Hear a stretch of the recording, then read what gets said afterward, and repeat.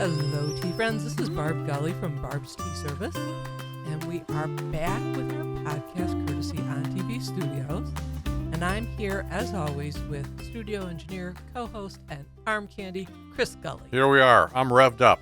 Are you? Yes. Excellent. All okay, love the energy. Okay. Okay. So we're back from another short break. Yes. We're allowed. We're allowed. So we took a little mini vacay last week, Right. and we were Niagara on the Lake, Yes. Niagara, and Buffalo, New York. Yes. And it was a very cultured trip. It was, as we are wont to do. Right. And sort of. Well, right. Yeah. So we did art, history, theater, and a bit of hat shopping. Yes. All right. Oh, Yeah. shall I display my chapeau? Oh, absolutely. All right. Hang on.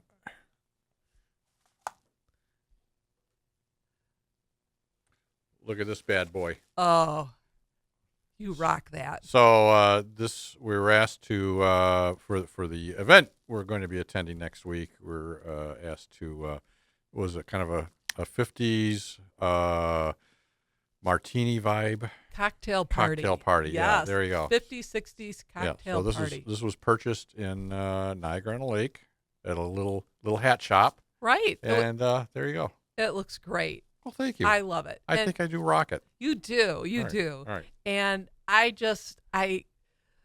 had to try and come to your level today Yeah. as a fashionista. I'm wearing my dress, Yes.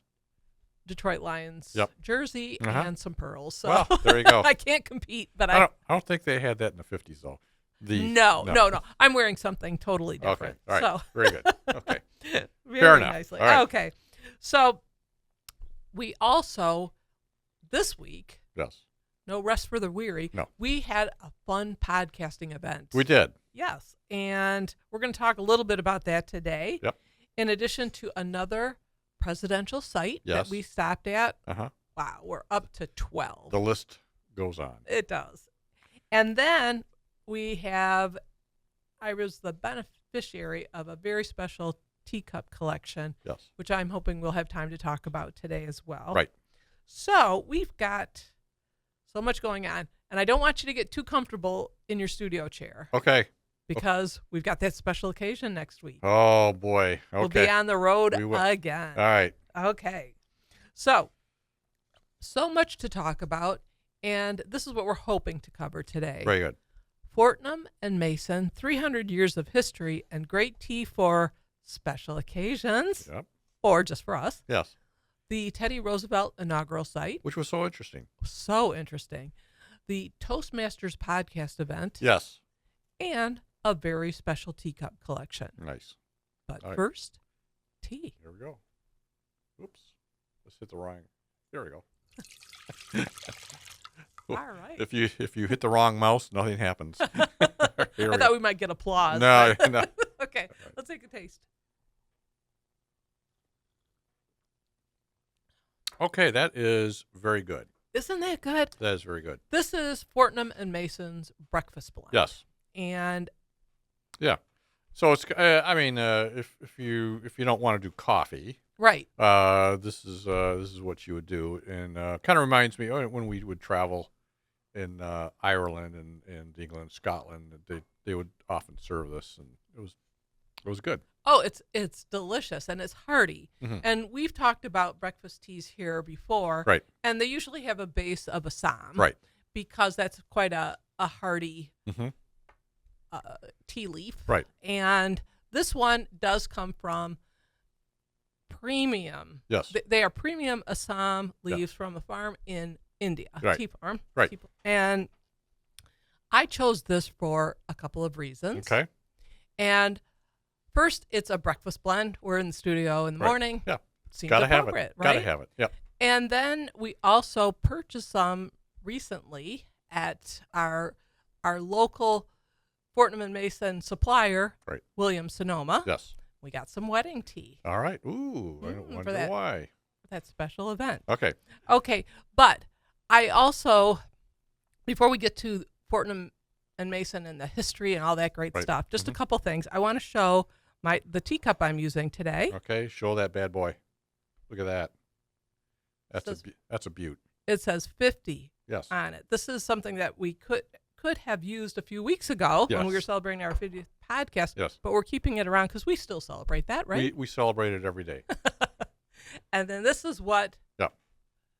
the Fortnum and Mason tins look like. Yep. Beautiful. Yep. Okay, so I was reminded of Fortnum and Mason recently with a Facebook memory that showed up Yes. from 2011. That's going back a bit. Isn't it? It was my first time at Fortnum and Mason, and this is I've mentioned this before, that I joined Rachel in London in 2011, Right. a week before her study abroad started at Regent's College. A little send off in person. That's right. Right. That's right. I was more than happy Yeah. to go. And so this week before, she was there for almost 2 months. Right. But before this week, it was filled with history. We Right. went to Jane Austen House. We Yep. went to Kensington Palace. And then we did a whirlwind of afternoon teas. Yes. And as I look back on this, Yes. in retrospect, Uh-huh. that itinerary I planned, Yeah. is that the dream of every 21-year-old college student? Not every 21-year-old college student, but maybe some. Who knows? Maybe some. Yeah. But Rachel was very gracious. She's a good sport. We had a lot of fun. Right. And then she had almost 2 months to do her We don't want to know. age-appropriate things. Right. Okay. Right. So I first fell in love with Fortnum and Mason when Rachel and I visited the first time. This big department store, they have this beautiful Right. food boutique and a big section for teas. Right. And then we went and had tea. They have a couple of places where you can have tea, and I poured from one of the silver teapots. Yes. Oh my gosh. Yes. Smitten from the get-go. That's how it's done. It is. So I did I have kind of the strong connection with Fortnum and Mason. Yes. So I thought I'd share a little bit of the history and my personal history. Great. Okay? Right. So they've been in business now for over 300 years. Okay. They've been around. They have been around. Right. And it was a bit of a bit of serendipity. Ooh. We okay. like to say All right. TEA Yeah. here at Barb's Tea Service. But there was a meeting of Hugh Mason, Right. who was a small proprietor. He was a proprietor of a modest grocery store Right. in London. Right. And he met up with William Fortnum, Okay. who was a footman at Yeah. the court of Queen Anne. Yeah. It turned out he was a footman on the make. He was. He wasn't just a footman. Yeah. This guy had a side hustle. Yes. So one of his jobs Yes. was to, at the end of the evening, take all the candlesticks that have burned. Yes. Fine. The spent candlesticks. Right. He picked them all up. Yeah. He'd remelt them, Yeah. make new candles, and sell them to the ladies at the court. Nice. Okay. Yeah. That's interesting. It is interesting. Yeah. It is. So when Fortnum became, he was looking for a place to stay, Right. and Mason had rooms to let. Right. So it wasn't long, Yeah. though, after Fortnum was staying with Mason that they decided they were going to combine forces Right. because Mason saw that this guy was clever Mm-hmm. and he was well connected. Yep. And in 1707, they founded the iconic London department store, Fortnum and Mason. It's great. Or did what? No, that's it. Not Sears and Roebuck. No, That's here. yeah, Okay. right. So then here's kind of a more recent tidbit. Right. It wasn't even a year after Rachel and I had been there. Right. Fortnum and Mason was selected as the venue for a landmark royal outing. Okay. This was Queen Elizabeth II, Okay. Camilla, Duchess of Cornwall, Yep. and Kate. Checking all the boxes. Yes, she was she was Duchess of Cambridge. Right. And they hosted an intimate tea for 150 guests. Okay. Yeah. Like we do. All right, that's our intimate. That's what we call an intimate Right. gathering as well. Yeah. But this marked their first joint public appearance. Right. Wow. All right. And I just happened to wonder, Yes. were they inspired by our visit and my blog story? Maybe. Who knows? That's we'll have to check into that. yeah, that's kind of a mystery. Anyway, we've gone to Fortnum and Mason several times since then. Right. And in fact, I did a recent blog, my most recent blog story from yesterday. Right. I kind of went back and through our journey, Fortnum and Mason journey. And we were there in 2015 with Matt and Rachel. Right. And I have a picture in there with Matt and Jenna doing this full tea Matt experience. and Rachel. Who did I say? Jenna. Oh, Jenna, sorry. Yeah, I'm letting that special event slip Slip, out. yeah, okay. Okay. So we were there with Matt and Rachel Yeah. in 2015. And one of the things they have in this tea section are these open lid glass teapots. Right. And they're filled with the tea blends. Right. So you can look at them. Yep. And you can Get the aroma. take a big whiff. Yeah. So it's pretty neat. Yeah. And so you'll see that in the blog, as well as that clip I mentioned that turned up to be a Facebook memory. Nice. Okay. 43-second video. Yes. And this is, I had asked Rachel during that week to occasionally take up a quick video of me. Yeah, because you shy away from that. I know. And by the time we got to this one, she was doing pretty good. Yeah. She'd gotten over some of the, like, oh no, embarrassment, maybe still some of it. Yeah. And she wasn't laughing so much. So this is a little bit more steady, although it is definitely 2001. Yeah. iPhone. 2011. Fact checker, thank you. 2011. Yeah. And so it's that technology. Right, so right, it's a right. little fuzzy. It's Right. not the greatest. But Right. anyway. Very good. So from, Chris, moving on from London to New York. Yes. Mm-hmm. Okay. We were there last week. Uh-huh. And as I mentioned, we were on a mini vacation. We went with Rick and Carol, Right. our friends. And shall we say anything went? Wow. Okay. You went there. Or you goed there. Oh, I goes there. Yeah. All right. So we were staying in Niagara-on-the-Lake, and we went to a play at Right. the Shaw Festival, Right. which was Anything goes. Anything Goes. How long did those tunes stay in your head? Well, there's this phrase called the American Songbook, and it's basically kind of a collection of tunes that it's rock and roll, it's Cole Porter, they're folk songs that are uniquely and distinctly American, and that's Cole Porter's definitely in that category. And when this musical play is unfolding, it's like you've heard these things. Yeah. And the fun thing about the Shaw Festival is it was a live orchestra, Mm-hmm. and there's nothing like it, when you're watching that sort of thing. And then the actors were like great. Right. And you had these. I'm always just fascinated by kind of tiny women with huge voices. Oh, could they belt that They out? can. Yeah. Impressive. Yeah. And the tap dancing. Oh my gosh. Yeah. And continual. Yeah. I mean, energy. Yeah. It was, Yeah. we were just straining to walk up those steps. That's right. Yeah, that's right. Okay. All right. Not really, but it was a really Yeah. wonderful production. Yeah, it was great. Yeah. And like you said, those things they're Yeah. in the back of your head, and they just Yeah. we're just singing that. You've heard them forever. Right. And oh, here's the story behind it. Right. So great story, very clever. Yeah. And I'm just going to do a little spoiler. Yeah. But in fairness, It's been around for a while, so it's almost 100 years yeah, old. yeah. But there was this plot line where it takes place mostly on a cruise ship. Right. And the cruise line, they want to bring in celebrities Yep. to cater to their affluent Right. guests. Right. That or was the clientele. draw. Right.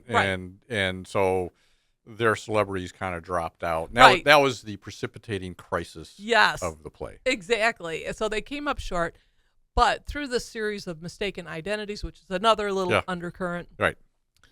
they find out, or they think they have public enemy number one Yes. on board. Right. This becomes their new celebrity. Right. And everybody's excited. All Yes. the guests are really thrilled. And I thought, oh, you know what? Yeah. Nothing's really Nothing changed. No. No, where we kind of confuse being famous Yeah. with a celebrity, like you've accomplished something. Right. Exactly. And we've mentioned the Gabors before, haven't we? Oh. Well, wait a minute. Now there was Green Acres. Well, That's not nothing. you're right. And how many? I forget the number. 21 marriages or some outrageous number. So that's Right. an accomplishment. Right. So. Well, in some respects, I guess it is. Very good. Okay. Okay. All right. So, highly recommend Yes. going there. It was really fun. It was our second time there Right. at the Shaw Festival. Right. Love it. Okay. So, from patrons of the art, we were up in Niagara on the Lake, Yep. came back through Niagara, took Mhm. some time there, and then we went to Buffalo, New York. Yes. And here we saw the Teddy Roosevelt, well, it's Theodore Roosevelt Inaugural site. Right. And this is the spot where Teddy Roosevelt took oath of office after McKinley had died. Right.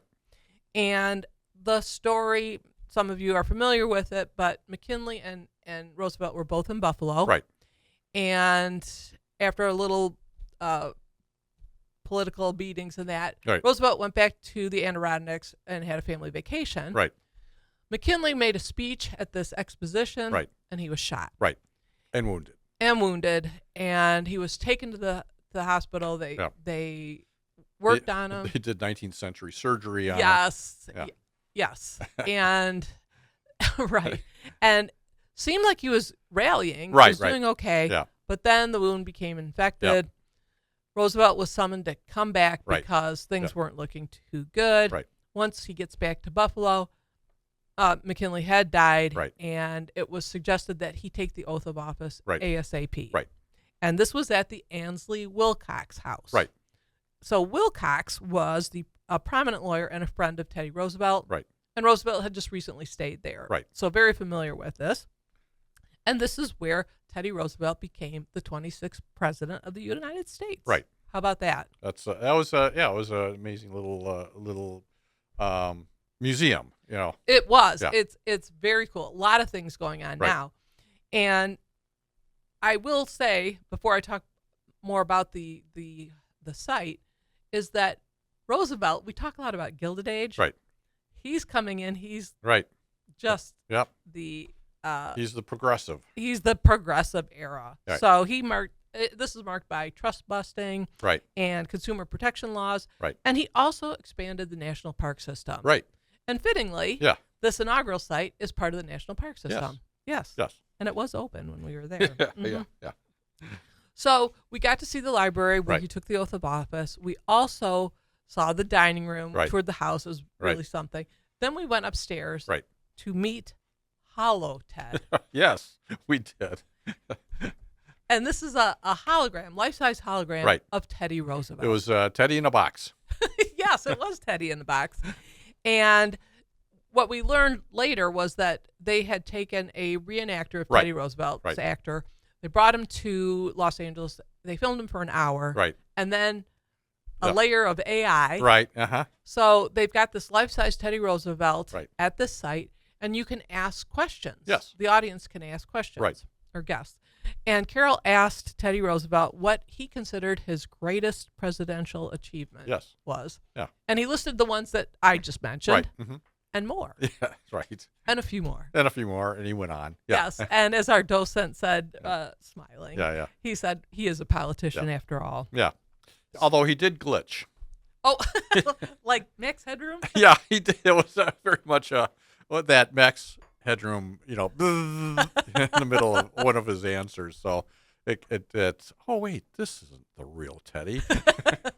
Well, and I should mention too that this is a very new Yeah. exhibit. Right. I think Within a month or within so. a month. Yeah, right. So Yeah. pretty incredible. Right. But yeah, be prepared for a little Yeah, a little extra. extra. Yeah. So that wasn't the only interactive exhibit though. Right. Uh-huh. So when we went back downstairs, Mhm. they have a room that is a replica of the presidential office at the White House when Roosevelt Right. went there. Pre-Oval Office. Exactly. Yeah. So it's more of a rectangular shape. Right. Uh-huh.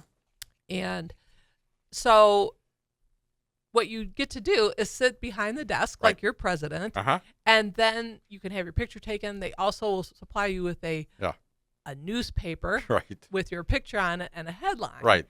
So I was President Gully. Yes. And, my undergraduate degree is political science. Right. So they gave us a choice of causes to support. Yes. And I thought it was really appropriate for Yeah. me to take a stand on the pressing issue of naming the family hamster. Wow. That was great. Oh, yeah. Okay. And not terribly controversial, but No. nonetheless, that's what we did. Okay. And you didn't glitch. I didn't. I didn't. All right. Okay. So from passing law Yep. to podcast panel. All right. All right. Here we go. So this week, we Yep. were right back in Yep. the swing of things, and we were part of a podcasters panel Uh-huh. for an event held by the Confident Communicators Right. Toastmasters. Right. And this is a longtime passion of our friends Rick and Carol. Right. Mm-hmm. And it's a Washington chapter. Right. And they held this event on Wednesday Right. at the Shelby Gardens. Yes. Beautiful banquet. And I should mention, a lot of the equipment was provided by Lake Orion TV. Yes. These folks are amazing. Yeah. So, yes, they were very generous and gracious to allow us to have that. Right. So we went there. We were part of a panel with two other podcasters. Right. Mm-hmm. And Ferris did international business entrepreneurs. Right. Mm-hmm. And Lisa works with the Rochester business community. Right. So we got there early, kind of set up some of the equipment, as you mentioned, provided by both Durlings and On TV Studios. Right. And then once the guests got to come in, they were treated before the panel show to some wonderful fall refreshments. Yes. Cider, donuts, and some delicious home-baked scones. Yep. And then we started right at 8:15. Yep. And this was a hybrid meeting. So there were folks who were at Shelby Gardens. Right. And then there were some that were on Zoom. Yeah. And they were from around the country. And international. Yeah, we even had a few international guests. So we all have different markets that we go to, but we had kind of a common goal for making a podcast work. Yeah. And we saw that we had this consistency, authenticity, and audience engagement. Yes. But we said above all, just get going. Have fun. And have fun. Yeah. Right. So we had to confess, although it is out there, so if people want to see it. Right. Our first podcast was a little stiff and awkward. Right. And maybe we're still there. Yeah, right. So, but we did, I think, what you were saying here. Right. It's one of the hardest things is just doing it. Yeah, and I think what we shared was some of the,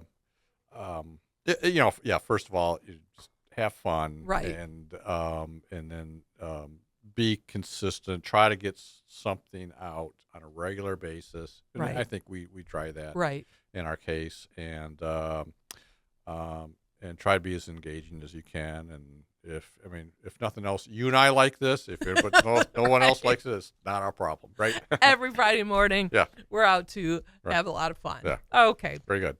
Fair enough. And so we want to thank the Toastmasters group and Shelby Gardens, our fellow podcasters. It was very well done. It was very well done. And we wish luck to all those who are looking to do a podcast. Okay. Great. All right. And then finally, we have some time. Yep. We can talk about this special Teacup collection. All right. Here we go. So this is really just kind of heartwarming for me. This was, we mentioned it at our last podcast that September was very busy for BTS. Right. And we had 3 tea events. Uh-huh. And our last one was at Birmingham Next. Right. Their over 55 community center. Right. And we were doing tea around the world, tea customs around the world. Right. And I met a very special guest, Carolyn S. Right. And after the program, she came up and she asked me if I would have any use for these teacups that she had. She has a lovely teacup collection. Uh-huh. Fine English bone china. Right. And she was looking to give it to somebody who could really use it. Right. And she showed me one picture and I swiped right. Yep. As those dating apps do. Right. And I'm told. Yeah. And so she said that this was something that she had in her collection. She's moving. She wants to downsize. She doesn't use them anymore. But this was something her grandmother and her mother were from Canada. Right. So when they would go and visit, they would go to these different stores and collect these teacups. Right. Mm-hmm. And so I said, Carolyn, they will go to a good home. I will love them. Yes. Uh-huh. And she said, that's good. That's what I was looking for. So we met up with her, and she had this big box all wrapped up, and I could not wait to get home and unwrap this. Yes. It was like Christmas morning. Yes. And the collection is stunning. And so one of them includes this beautiful teacup that I showed earlier, the 50th. Just, there's florals, there's unique patterns. Yeah, they're kind of works of art. Aren't they? Yeah. I know, they really are. So, and they've got names that those who collect china will know. Yeah. Royal Albert, Royal Grafton, Coldcloth. We had just it's very they're you got some nice stuff. I really did. So I want to thank Carolyn. They are loved, and it's inspiring me to do a tea party. Yes. So I can show some of those off. Very good. Okay. So how we doing? You got about 3.5 minutes. Oh, okay. So I do want to remind everybody that all the things we talked about today are blog stories. Yes. And we'll put those in the comment section. Right. So our China teacup collection, you'll be able to see some of those. Right. Our trip to the Teddy Roosevelt Museum. Right. And I want to mention something about that Teddy Roosevelt inaugural site. So we were there on October 1st. Right. Coincidentally, 7 years before, to the day. Wow. We were in Canton, Ohio, with my brother Ed and sister-in-law Sandy. Right. We were doing a little fall vacay there, and we went to the McKinley Museum and Library. Right, and the monument. Going up all those stairs. Yep. Yes. So that was, it was just interesting that it just happened to be 7 years to the day. Is it really? So anyway, I never did a full-on blog story about that, but it's inspired me to do that as well. Very good. So that we'll include that. We'll also have what were the other things that we talked about? Fortnum and Mason. Fortnum and Mason. And the podcast event. The podcast event, all of those are in we'll have those in the comment section, as well as our 2012 blog story about our first visit to Fortnum and Mason. Nice. And that royal connection. Yes. All right. Very good. So. All right. I think. Yes. I hear that sound. Okay. All right. So I want to thank all who are listening and viewing. I want to thank On TV for their continued support and the use of their equipment this week. Wonderful people here. Very good. And as always, I want to thank that fashion-forward co-host arm candy of mine, Chris Gully. Hat wearing, too. I think, did I mention that you're fashion-forward? Fashion-forward with a hat. With a hat.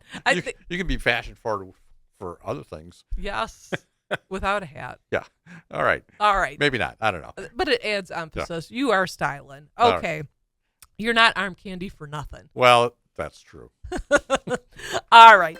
And as always, we welcome feedback, suggestions, and I'd like to say, as we do at BPS, please stay tuned. Very good.